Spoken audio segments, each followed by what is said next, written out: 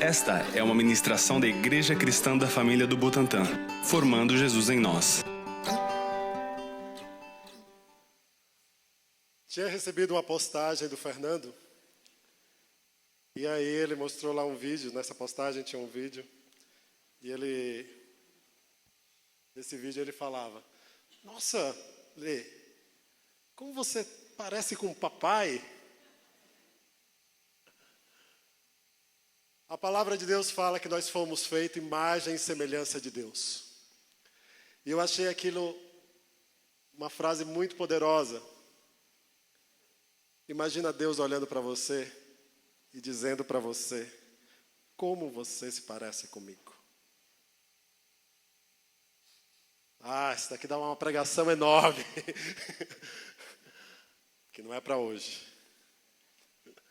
Guarde aí, talvez um dia, quando Deus preparar. Mas eu quero falar hoje sobre nascimento. E como o nascimento, ele transforma a nossa vida. Se o nascimento de uma criança, ele consegue mexer com todo um cotidiano, com toda uma rotina, imagina o nascimento de Cristo em nós.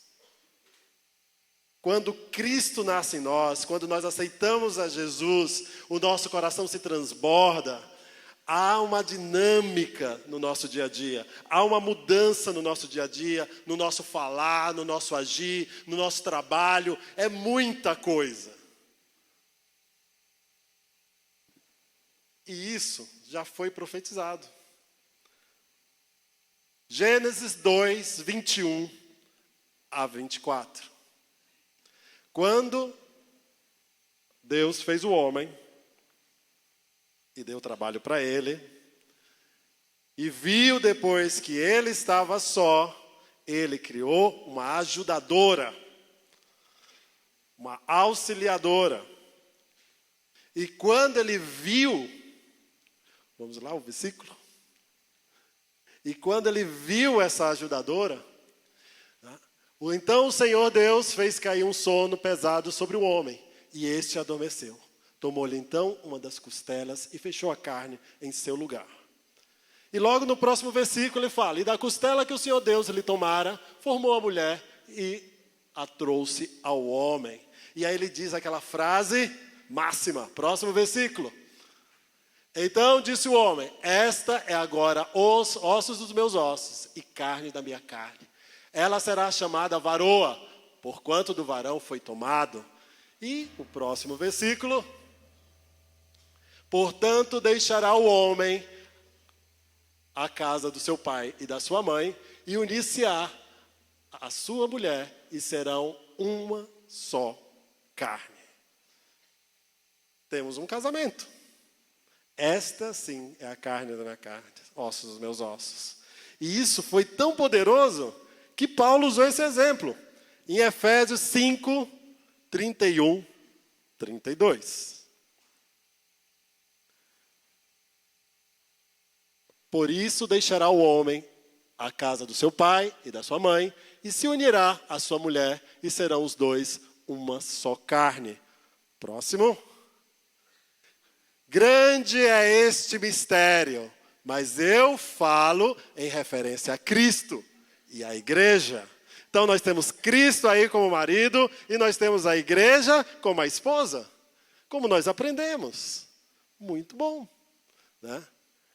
Só que para nascer a igreja, para nascer o filho, precisa de dores. É ou não é, mulheres? É ou não é? Dói ou não dói? Dói. Eu trabalhei no Instituto da Criança, né? A gente vê aqueles partos, aquela coisa tão romântica, né? Né? Aí quando chega assim as mulheres para dar à luz, tira isso daqui, né? Aquela coisa assim, né? Tira logo, né? Aquela, né? Sai logo, né? Tão amável, né? Tão mãe, né? Tão mãe. Mas é assim, por quê? Porque gerar um filho gera dor. E Deus já sabia disso, já te falou. Gênesis 3,16. Gênesis 3,16. e fala assim, e a mulher, quando aconteceu a queda, né, Deus chegou para Adão e disse, o que aconteceu, tal, por que comeste? Ele, a mulher que tu me deste me enganou aqui. Aí ele chegou para a mulher e disse, mulher, foi a cobra.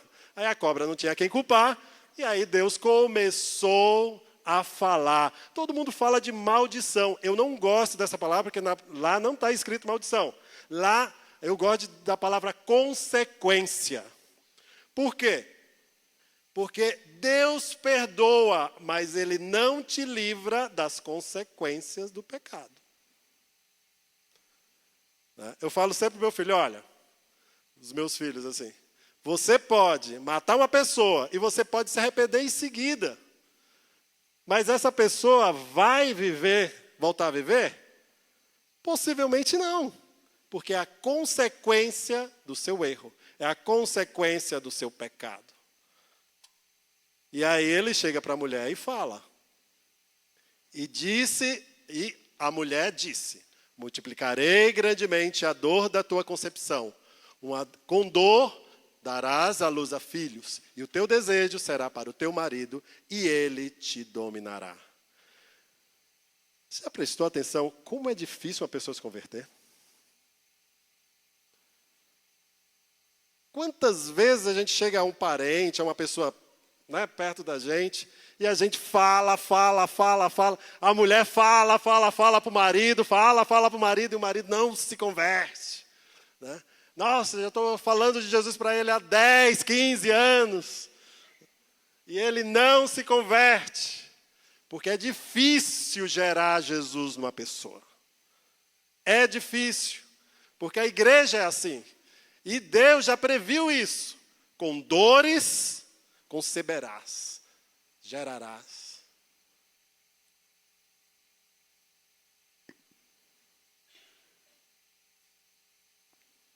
Gálatas 4:19. Gálatas 4:19. Meus filhinhos, por quem de novo sinto as dores de parto, até que Cristo seja formado em vós. É essa a gestação, é essas dores que passou por Paulo a justamente falar da transformação, falar de Cristo nascendo em nós. E isso é demorado, isso é dolorido, tá? Por quê? Porque crescer dói. Mudar de vida dói. Mudar de vida não é para qualquer um. E eu queria aqui contar algumas histórias para vocês. Histórias que vocês já sabem. Mas histórias que têm um contexto muito poderoso. E que eu gosto muito dessas histórias. Escolhi assim a dedo. As 3 histórias que eu achei que Deus falou comigo. Não, falou várias coisas, mas essas 3, Deus caprichou. A história que todo mundo sabe, a história de Naamã. Naamã, que está lá em 2 Reis 5. Tá? A gente vai olhar versículo por versículo, não, mas assim, eu quero que vocês entendam todo o contexto. Naamã era o general da Síria. Em 2 Reis 5 fala que ele tinha grande poder sobre o exército. E ele acompanhava o rei Abinadab, o rei da Síria. Só que ele era leproso. E ele tinha acabado de invadir as terras de Israel e tinha uma leva de escravos. E bem interessante que numa leva desses escravos, ele disse para uma menina, que não tem um nome especificado, fala assim, se o general fosse ao profeta da minha terra, ele seria curado. E aí, falaram com Naamã. Naamã, existe um profeta na terra de Israel que pode te curar da lepra. Ele pediu permissão ao rei. Teve uma confusão aí no meio, que se você quiser saber, leia, não vou contar, porque não entra aqui no contexto. Mas Naamã foi autorizado pelo rei Abinadab para ir. Chegando lá, Ele levou muitos presentes, ele levou muita riqueza. Por quê? Porque ser curado da lepra era algo fenomenal. Então uma pessoa tinha que ter um grande presente para poder compensar a grande cura. Chegando lá, ele não foi recebido por Eliseu. Eliseu disse apenas, a mando do servo dele, mandou o servo dele dizer, olha, que ele mergulhe 7 vezes no Rio Jordão. Ele se achou indignado com aquilo, dizendo que os rios na terra dele são muito mais bonitos do que aquele Jordão barrento. E ele se retirou. Mas seus servos pegaram e falaram, meu general, se ele tivesse pedido uma coisa muito grande, você não iria fazer? Ele pediu uma coisa muito simples, faça. E ele, meio a contragosto, foi lá, entrou no Jordão e deu 7 mergulhos e saiu limpo bem limpo da sua lepra. E esse foi o grande milagre de Naamã. Mas o mais interessante nisso é que ele precisou de uma menina para falar para ele que existia profeta de Israel. Alguém precisa falar de Jesus. Alguém precisa dizer que existe um Jesus que está acima de todas as coisas. Alguém precisa comunicar para as pessoas as boas novas de que Cristo veio em carne, o Filho de Deus, e ressuscitou e morreu por todos os nossos pecados. Alguém precisa fazer isso. Nós precisamos ser essa menina para falar das maravilhas de Jesus, que há profeta em Israel. E quando alguém ouvir isso, ele vai ser induzido, ele vai querer conhecer esse profeta. Mas para ele se converter, ele precisa quebrar o orgulho. Porque é uma das coisas que nos impede muito de chegar a Deus. De ver o milagre que Deus pode fazer em nossas vidas. E isso precisa ser quebrado, porque a gente quer fazer do nosso jeito. A gente não quer fazer do jeito de Deus. E o jeito de Deus é muito mais simples. Enquanto a gente precisa, assim, nossa, eu tenho que levar todo o tesouro, tenho que levar toda uma majestade para que possa curar, possa haver milagres. Jesus está dizendo, é muito mais simples. Eu não quero a tua riqueza, eu quero o teu orgulho. Eu quero o teu coração. Você vai me dar? E se você, mesmo lutando contra você mesmo lutando contra o seu querer, se você fizer, mesmo não crendo, mas por obediência, Deus vai honrar. E você vai ficar puro, e você vai se livrar da lepra, vai se livrar de todo o pecado. Esse é o grande milagre na vida de Naamã. E Naamã humildemente voltou e agradeceu a Eliseu. E reconheceu que havia profeta em Israel.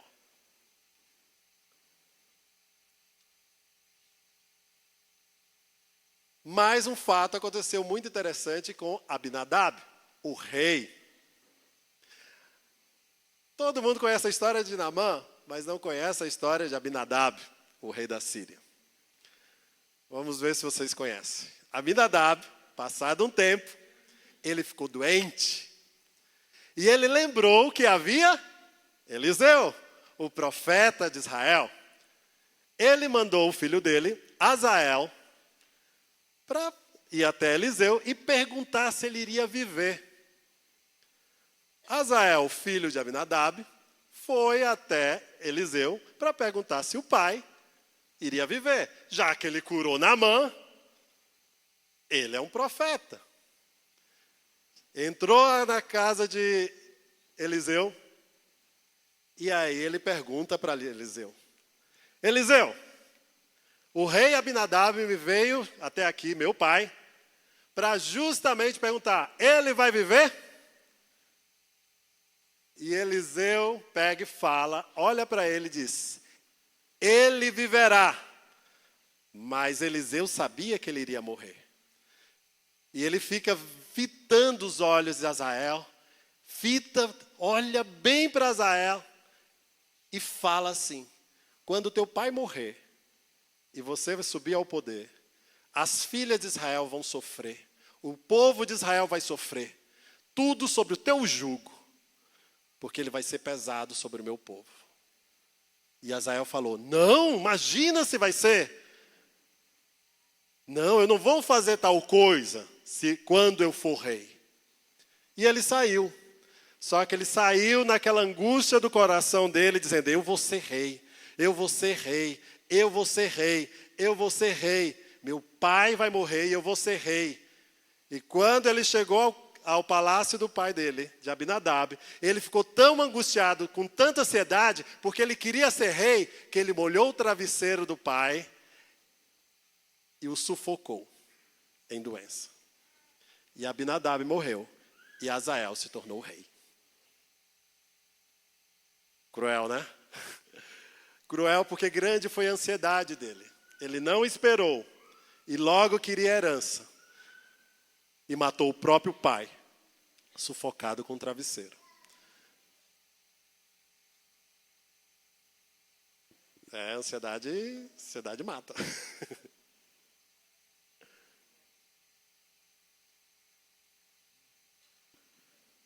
José, quem não sabe a história de José? José era o filho querido de Jacó. Filho de Raquel, né? E Raquel teve José e Benjamim. A gente já vê vários trechos dessa história, né? Mas José, a família, né, toda, peregrinava pelos desertos, peregrinava pelas terras. E é bem interessante, quando Jacó, ele está lá, encontrou o irmão dele, Esaú, e teve toda aquela história do encontro de Jacó e Esaú. E logo depois desse encontro, Deus fala para Jacó o seguinte.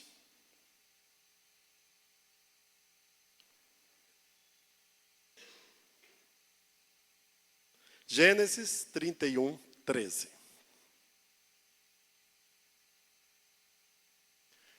Eu sou o Deus de Betel, onde ungiste uma coluna, onde me fizeste um voto. Levanta-te, pois, sai-te desta terra e volta para a terra da tua parentela.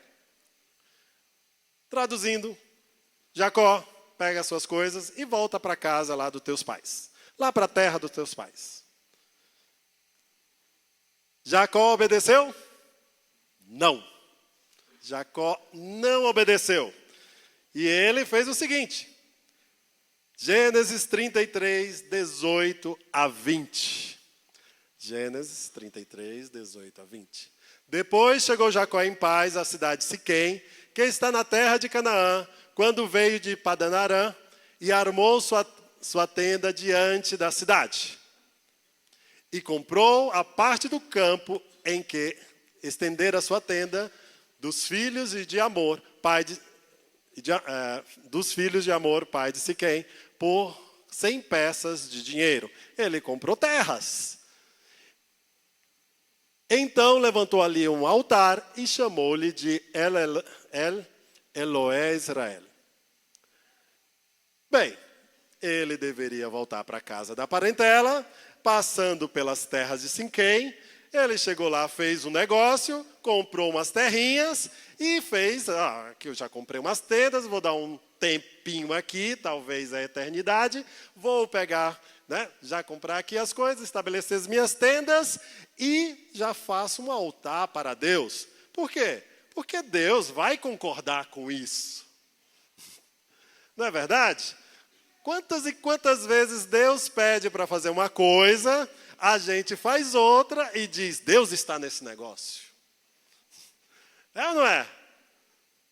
Eu já fiz isso, então sei de carteirinha o que é isso. Por quê? Porque a gente tem essa natureza humana de, justamente, querer colocar Deus na nossa vontade, não a nossa vontade na vontade de Deus. E eles ficaram lá em Siquém. Sabe o que aconteceu? No mínimo desgraça, né? Porque quando a gente está fora da vontade de Deus, a coisa desanda. Mas desandou de tal forma, a filha Diná quer dizer justiça, vem de din, né? Justiça. Diná queria conhecer as filhas de Siquém. Já viu que isso ia dar perigo. Diná desceu para conhecer as filhas da terra.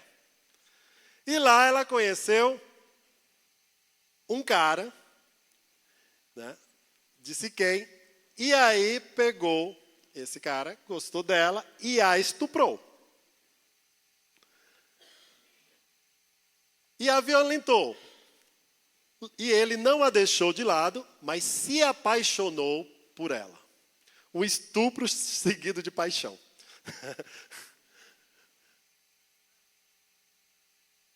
E ele queria, chegou ao pai dele e falou, eu quero me casar com ela. Como ele era um dos poderosos, né, da terra, o pai dele foi lá e falou com Jacó, Jacó, é o seguinte, vocês estão aqui na minha terra, né? E então, meu filho foi lá e violentou a sua filha. Eu sei que não foi... Ai, aí isso gerou uma confusão. Os irmãos dela pegaram, se acharam... Não, imagina, estupraram a minha irmã, não sei o quê, né? E gerou aquela confusão. Bem, para a gente não ter esse problema, vamos fazer o seguinte, ele quer se casar com ela. Não, eles são incircuncisos. Não é assim que acontece na nossa tribo. Não é assim o nosso costume. Que todos os homens da terra de vocês sejam circuncidados. E aí, disse, não, então vamos fazer isso. E todos os homens da tribo se circuncidaram. Beleza. Né? Imagine, gente grande, homens grandes.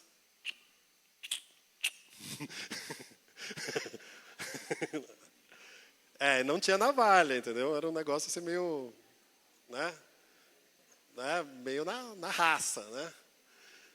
Ao terceiro dia, estava todo mundo morrendo de dor. E os irmãos de Diná aproveitaram, entraram na cidade e mataram todos os homens. Todos os homens de Siquém foram mortos pelos irmãos de Diná, pelos filhos de Jacó. E além disso, saquearam a cidade, pegaram todos os bens, tudo que tinha, e levaram para o pai. Pai, olha o que fizemos. Cheios de orgulho. O pai olhou, vocês são loucos. Todo mundo aqui das tribos ao redor vão querer matar a gente. Sabe quem teve essa ideia de fazer isso? Simeão e Levi. Eu acho até engraçado, porque assim, a tribo de Levi se tornou levita. Né? Aí depois dessa história eu fico olhando assim, todo mundo quer ser levita. Aí eu acho muito contraditório isso. Né? Mas, pensamentos à parte.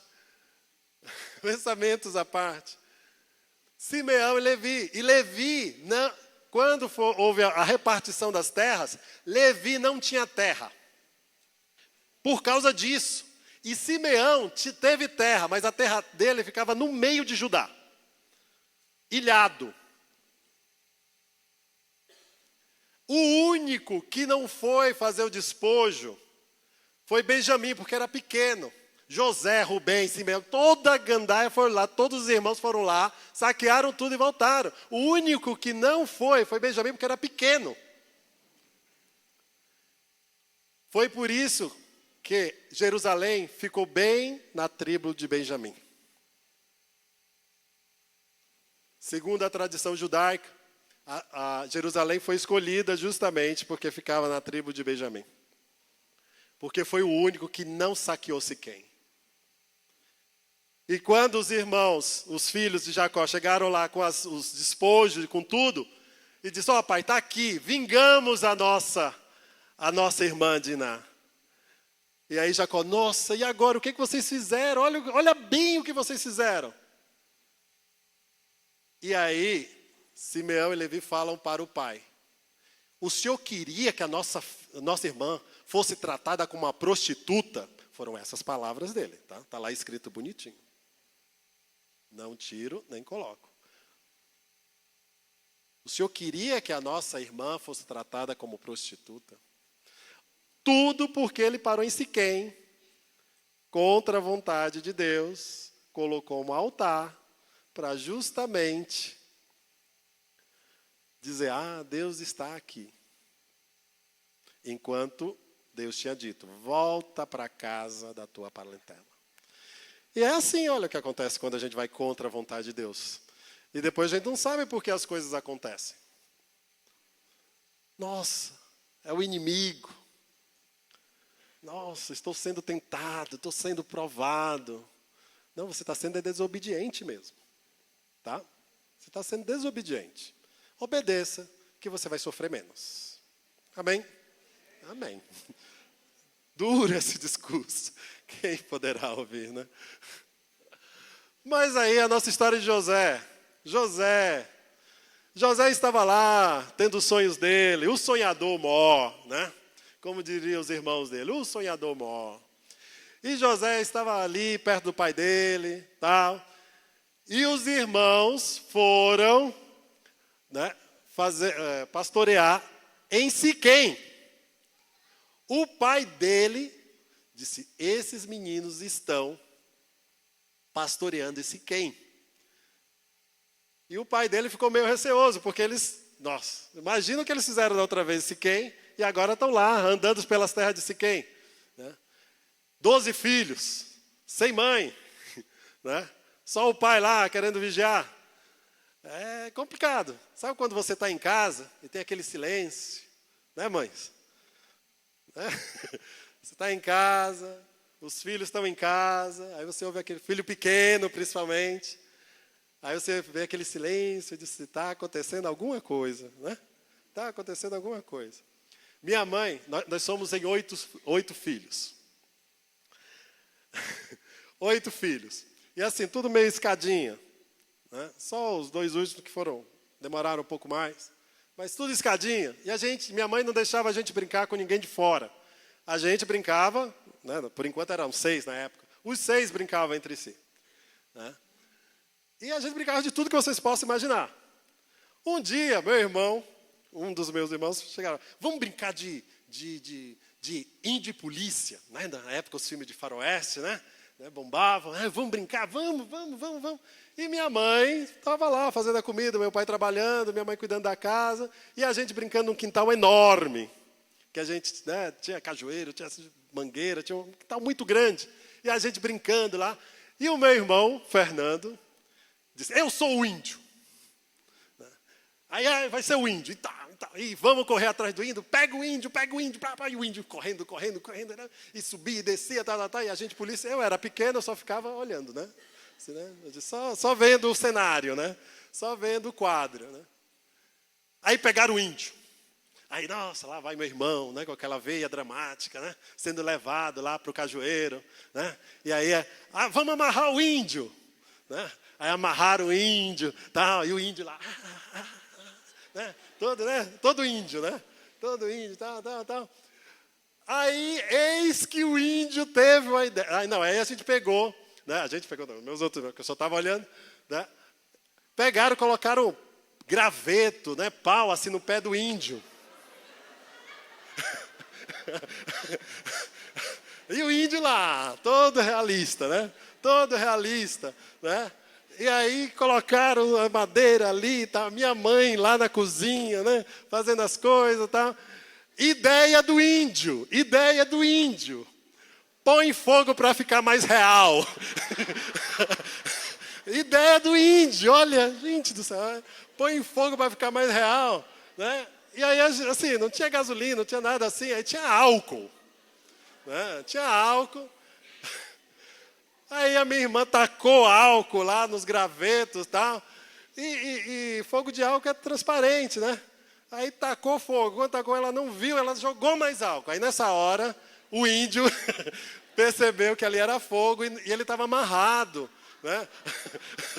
Então estava ali, né? E a gente viu, aí foi uma agonia, a gente começou a chutar, né? Ele queimou os pés, né? Tal, mas, né? Encenou. Encenou bem, né? E minha mãe veio, aí foi surra para tudo quanto era chinela, para tudo quanto é lado, né? Aí quando ela, já no último, eu lembro que eu queimei os pés, porque eu estava perto, aí eu lembro vagamente disso, né? E isso é o silêncio dentro de casa, né? O que as crianças estão fazendo, né? Então, quando há esse silêncio, corra atrás, porque pode ter um índio amarrado no pé de pau, né? E cheio de graveto e fogo de álcool, né? Jacó teve medo. Esses meninos estão aprontando. José, lá se vai José. Sim, meu pai. Vá para Siquém, veja o que seus irmãos estão fazendo e me traz notícia. Vê se eles não mataram ninguém, porque, né, já tinham saqueou nada e tal. E ele foi para Siquém. Chegando, né, perto, no caminho, ele se perdeu. A palavra de Deus fala que um homem chegou perto dele e perguntou: o que procuras? E ele disse: estou procurando os meus irmãos, filho de Jacó. E eles estão em Siquém. Não, eles não estão mais em Siquém. Eles foram para Dotã. Porque eu estava aqui perto e ouvi os seus irmãos falarem que eles não iriam mais para Siquém, que eles iriam para Dotã. Você está indo para o local contrário. E aí ele, obrigado, e foi para Dotã. Chegando lá em Dotã, aí tem toda aquela história de que eles pegaram José, colocaram no buraco, né, mataram um carneiro e levaram lá para o pai. E ele foi escravo no Egito, e lá. Essa história que vocês vão ler em casa, que eu não vou contar. Mas viu aqui uma coisa. Muitas vezes nós andamos perdidos. Nós andamos pensando que nós estamos no caminho certo. Mas eis que aparece alguém e fala para a gente: você está no caminho errado. Vá para o outro lado, você está contrário ao caminho. Né? E muitas vezes a gente está perdido e alguém dá a direção certa. Nós precisamos dar a direção certa. Existe muita gente perdida que não sabe o caminho. Existe muita gente, como José, sonhadores, que são grandes homens, vão ser grandes homens, vão ser o segundo do Egito, vão ser grandes administradores, mas estão no caminho errado. E a gente precisa falar para essas pessoas que estão no caminho errado, que estão indo para Siquém, mas eles têm que ir para Dotã. Precisamos ser essa pessoa, para quê? Para que Jesus nasça nela. Para que Jesus cresça em nós. Para que Jesus cresça nessa pessoa. Para que haja transformação. O quanto José não passou. O quanto José não teve que sofrer. Para justamente ele ser o segundo do Egito. Para que justamente toda a família de Jacó saísse lá das terras de Israel. E fosse para o Egito, porque havia uma grande seca. E toda a vida daquele povo foi mudada. E sem aquele povo ir para o Egito, eles não seriam escravos lá. E Moisés não iria libertá-los. E não haveria Páscoa. Tudo porque um homem chegou para José e disse: você está no caminho errado. Volta, vá para o outro caminho. Para que a sua família cresça, para que você cresça. Muitas vezes nós temos que fazer isso com as pessoas. Você está no caminho errado. Você pode ser um grande homem, você pode ser uma grande mulher. O teu futuro pode ser completamente mudado, desde que você tome o caminho certo. e Jesus possa nascer em você. Isso é muito importante, porque é o princípio do nascimento de Jesus. O nascimento de Jesus, ele não foi um nascimento fácil. Não foi um nascimento assim, romântico, como a gente muitas vezes vê. Foi sofrido. Crianças morreram, outras crianças morreram por causa dele. Ele não tinha onde, Maria e José não tinham onde tê-lo. Foi numa manjedoura.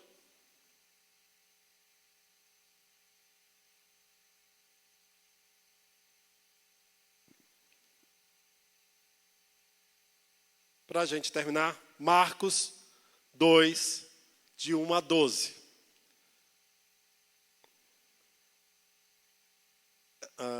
Eu não vou ler todos os versículos aqui, eu vou contar essa história, mas eu gostaria que vocês meditassem em casa a respeito de Marcos 2, 1 a 12, que é a história do paralítico de Cafarnaum. O paralítico de Cafarnaum. Jesus estava numa casa e Jesus arrastava multidões. Muita gente, imagina muita gente na sua casa. Aliás, muita gente não, imagina uma multidão dentro da sua casa. Eis que um paralítico é levado pelos seus amigos à presença de Jesus. Só que havia uma multidão. Não dava para passar no meio da multidão. Então pegaram, gente, imagina a cena. Levaram o paralítico pelo teto, destelharam o teto, para que o paralítico descesse e fosse à presença de Jesus. Imagine isso acontecendo na sua casa. Mulheres, né, já ia acomodar muita gente. E aí o paralítico chega a Jesus. E ele fala: os teus pecados estão curados. Ou estão perdoados. Teus pecados estão perdoados. E havia alguns fariseus também. E os fariseus ficavam: nossa, como é que ele pode perdoar pecado? Ficaram pensando. E Jesus, percebendo isso, disse: o que é mais difícil, perdoar os pecados ou dizer levanta e anda? Levante e ande. O paralítico levantou e andou. É interessante eu nunca tinha percebido nesse trecho, é que Jesus parecia que não tinha intenção de curá-lo. Imagina, você faz todo esse percurso, é levado no meio da multidão, pelos amigos, vai pelo teto, destelha o teto, desce, vai, todo aquele sufoco para chegar lá e Jesus dizer: teus pecados estão perdoados. Não é estranho? É muito estranho. Né? Na nossa visão, diz: tá bom, e aí? Né? E aí? Vai ficar nessa? Né? E eu aqui? O que é mais importante? Jesus te salvar ou Jesus te curar? Muito mais importante é a salvação do que a cura.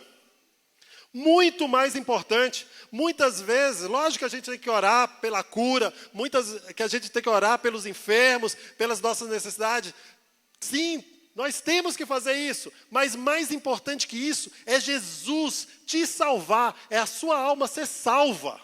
É muito mais importante. Muito mais importante.